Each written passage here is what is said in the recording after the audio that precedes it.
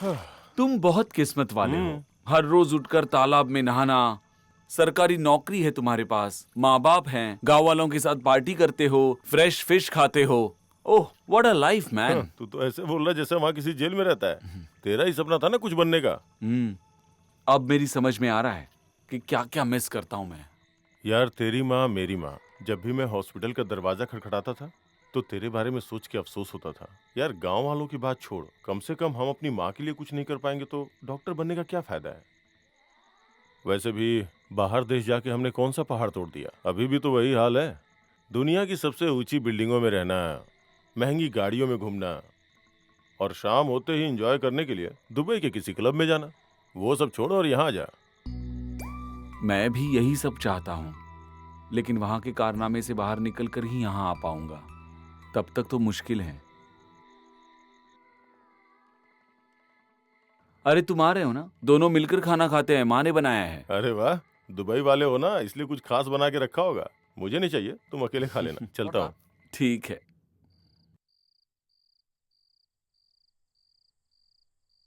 माँ आपने खाया? डॉक्टर ने मुझे बिना नमक वाला खाना खाने को कहा है, सो मैंने खा लिया है बेटा।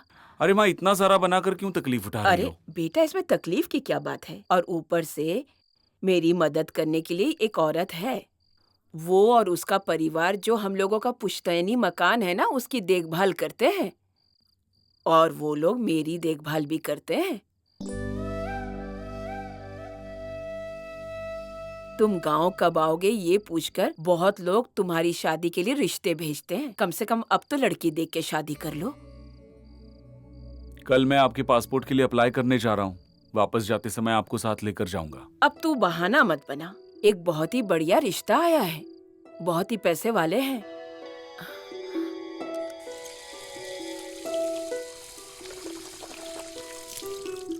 लड़की का मामा तुझे जानता है, वो दुबई में किसी बैंक में मैनेजर है।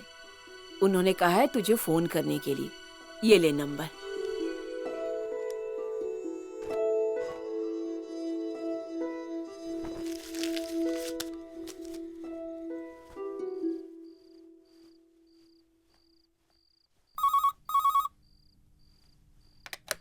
हेलो। हेलो। आने के बाद तुमने कॉल नहीं किया डॉक्टर? बस मैं अभी पहुंचा हूँ। अरे मैं तो कल ही आ गया था।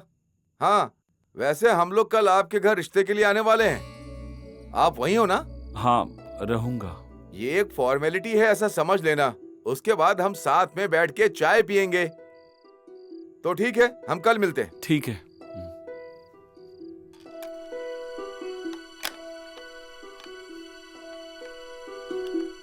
मैंने उस लड़की की कुंडली भी देखी है। पंडित जी का कहना है कि बहुत अच्छा परिवार है। लड़की ने कला निकेतन से पढ़ाई की। मुझे बहुत पसंद है, तू देख।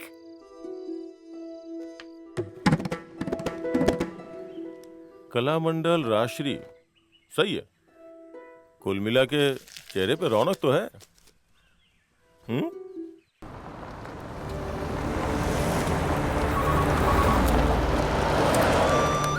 कला मंडल राजश्री के चेहरे पे सिर्फ रौनक ही नहीं, लगता है अच्छे पैसे भी हैं। लगता है तुम्हें देने के लिए ही खरीदा होगा।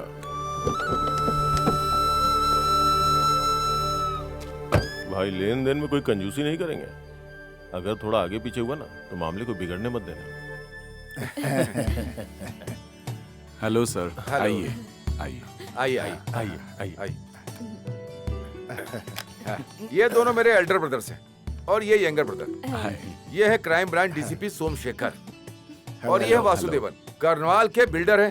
और ये है रवि, यूथ संगठन का स्टेट सेक्रेटरी है।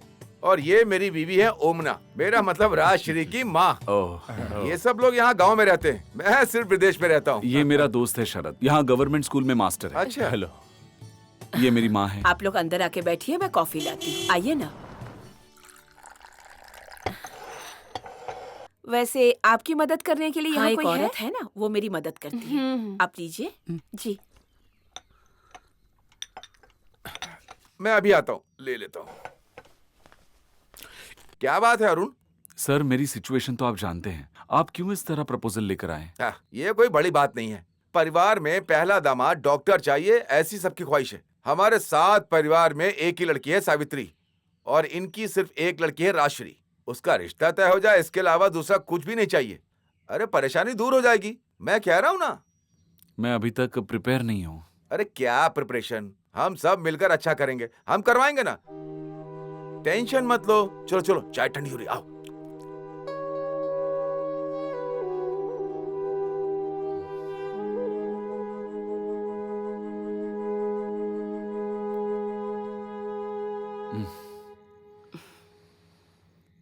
तूने क्या फैसला किया बेटा? मैं बिल्कुल प्रिपेयर्ड नहीं हूँ। तेरी सैलरी के बारे में, तेरे काम के बारे में क्या मैंने आज तक कोई सवाल किया है? बोल। नहीं। और मुझे जानना भी नहीं है। मैं तो अपने पेंशन के सहारे जिंदगी गुजार ही रही हूँ। विदेश में स्पेशलिस्ट डॉक्टर को कितनी सैलरी मिलती है ये मैं बहुत अच्छी तरह से जानती हूँ बेटा। फिर भी तुमने अपने सर पर इतना कर्ज कैसे चढ़ा लिया, ये मैं नहीं पूछूंगी।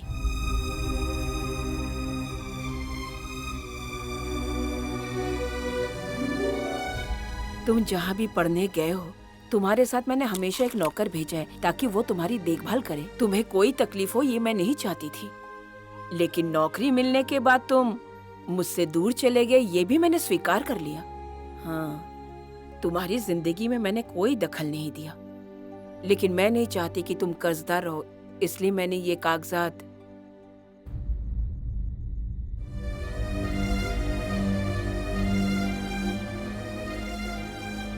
घर के कागजात को गिरवी रखकर तुम्हारे ऊपर जो भी कर्जा है उसे चुका दो बेटा।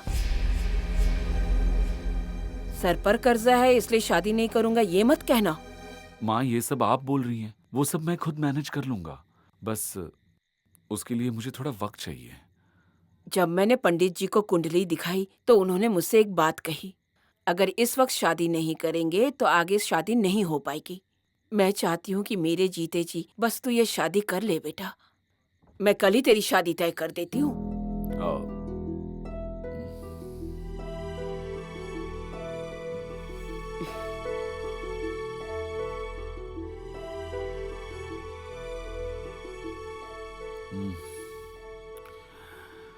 माँ बहुत भूख लगी है। तो क्या करती रहती है बेटा?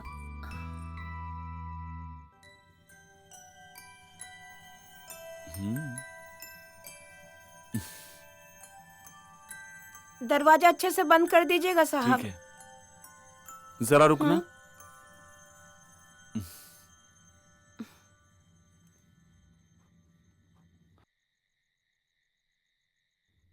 ये लो, किसी को मत देना, ठीक है? Thank you.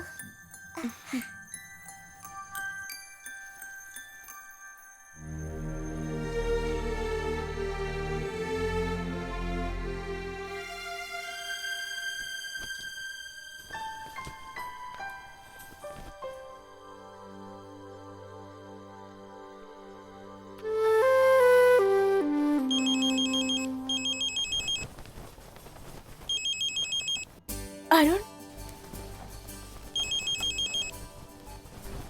सरप्राइज। मैं सोच ही रही थी, इसे कहते हैं telepathic miss call. Hello hello. Hello Lakshmi, how are you?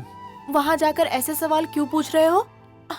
अरे अरे, मैं भी पागल हूँ। एक खास सवाल पूछना था। माँ अब कैसी है? तबीयत ठीक ठाक है ना? माँ इज फाइन। वैसे तुम्हारी रूरल ड्यूटी कैसे है? कुछ भी कहो, गांव गांव ही होता है। कम पढ़ने वाले गांव छोड़कर चले जाते हैं और जो लोग ज्यादा पढ़ लेते हैं वो गांव वापस आ जाते हैं। इस कहावत के मुताबिक मैं भी तो यही कर रही हूँ ना अभी।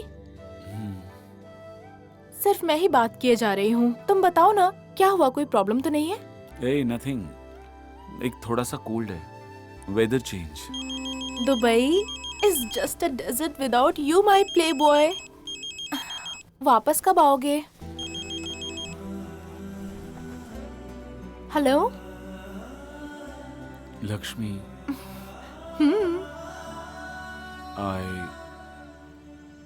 आई एम सॉरी। सॉरी किस लिए?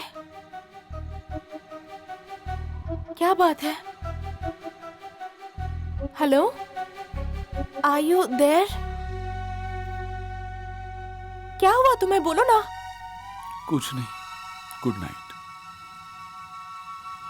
Hello hello. हम्म।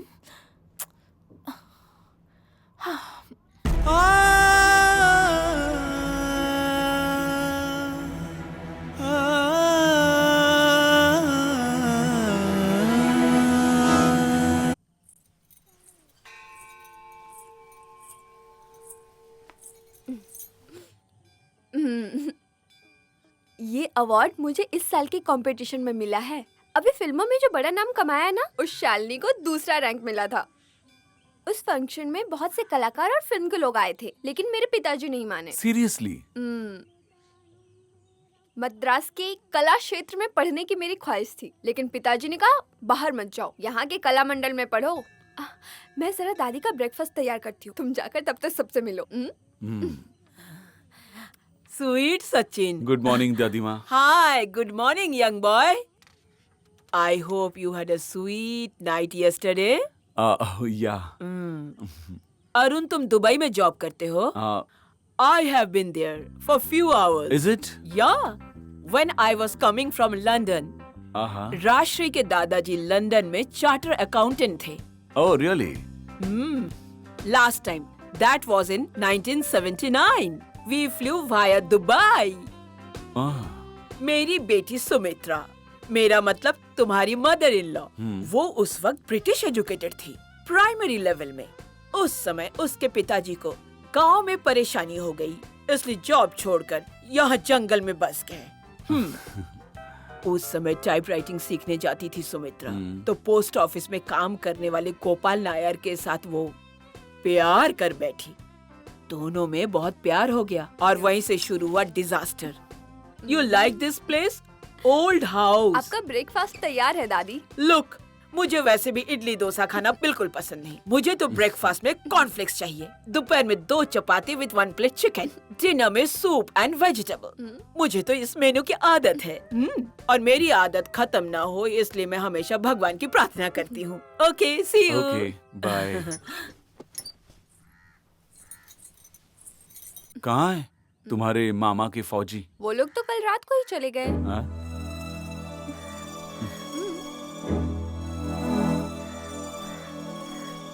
इतना ट्रेडिशनल और इतना बड़ा घर आपने गांव में कहीं नहीं देखा होगा ना? Yes yes, what a huge house.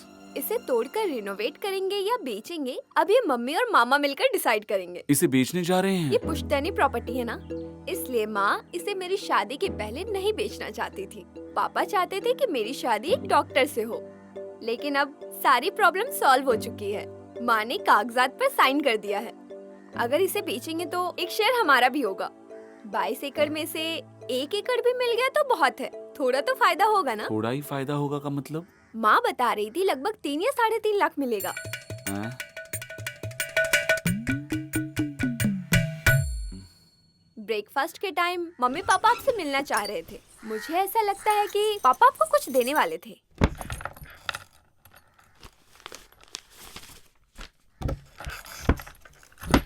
Arun ने चाय पी क्या?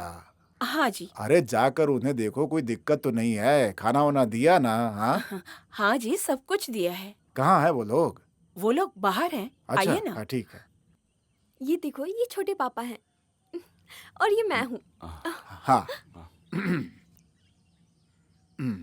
बैठो। राजश्री, दादी माँ को बुलाओ, जरा उन्हें भी अच्छा लगे। क्यों? हाँ जी, मैं भी यही चाहती हूँ। हाँ। देखो अरुण, तुम अच्छे घर से हो, इसलिए शादी से पहले मैंने कुछ भी पूछताछ नहीं की, लेकिन आप लोग कुछ बोले ना बोले, हम तो सोचेंगे। क्या बोलती हो? हाँ जी, सही बोले। दादी थोड़ा आराम से। हाँ तो सुनो, गांव के बाहर 10 एकड़ की जमीन है। फिलहाल अभी उसका कोई दाम नहीं है, लेकिन फसल उगाने के लिए बिल्कुल सोना जमीन है वो मैंने राजश्री के नाम पे एग्रीमेंट बना रखा है। क्या बोलती हो? हाँ हाँ, बिल्कुल सही। सुन रही हो ना? हाँ, सुन रही हूँ। देख लिया ना? और धनलक्ष्मी बैंक में एक FD भी है और साथ में 25,000 रुपए कैश भी है। और वो जो बाहर गाड़ी खड़ी है ना, वो मैं तुम्हारे नाम कर देता हूँ। उस जमाने में जब मैंने ये गाड़ी खरीदी थी ना, बहुत महंगी थी ये।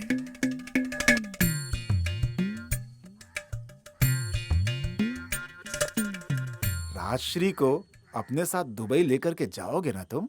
हाँ, वहाँ कुछ फॉर्मेलिटीज करनी पड़ेंगी। अच्छा एक बात सुनो, मैं इस जिले को छोड़कर कभी भी बाहर नहीं गया। अब अगर तुम पीछे पड़ जाओगे ना तो हम दोनों वहां पे आएंगे तुम्हारे पास दुबई घूमने। वो क्यों? अरे वो दुबई में शॉपिंग फेस्टिवल है ना, उसके लिए मुझे वीजा चाहिए। ग्लोबल विलेज का है ना। I will definitely come. या अरुण सुनिए, आप खुश तो है ना?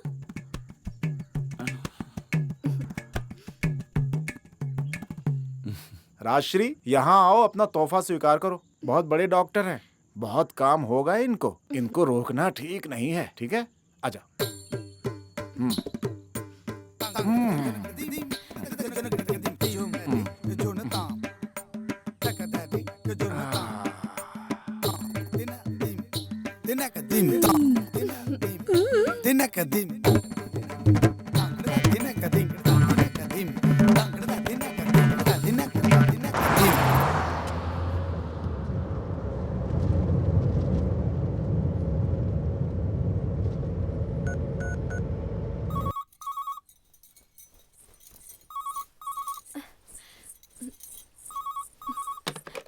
हेलो।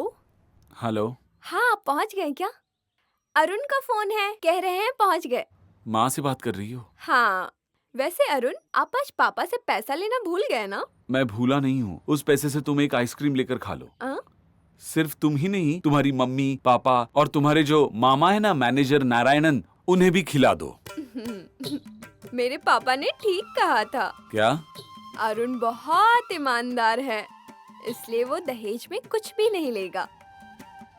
अरे तुम समझ गई ना? मैं तुम्हें नहीं समझूंगी तो और कौन समझेगा? माँ नहीं है वहाँ? हाँ, अभी देती हूँ, रुको। अच्छे से पहुंच गए हो ना? हाँ माँ। राजश्री को तुम यहाँ से जरा जल्दी लेकर जाना बेटा। इस मामले में बिल्कुल भी देर मत करना। हाँ, देखता हूँ। तुम उसे पसंद नहीं करते हो क्या? माँ, तुम्हें पसंद है ना? अगर मैं सच कहूँ तो उसके दिल में कोई भी छल कपट नहीं है। बहुत ही मासूम लड़की है, हमेशा हंसती रहती है। इतना काफी है।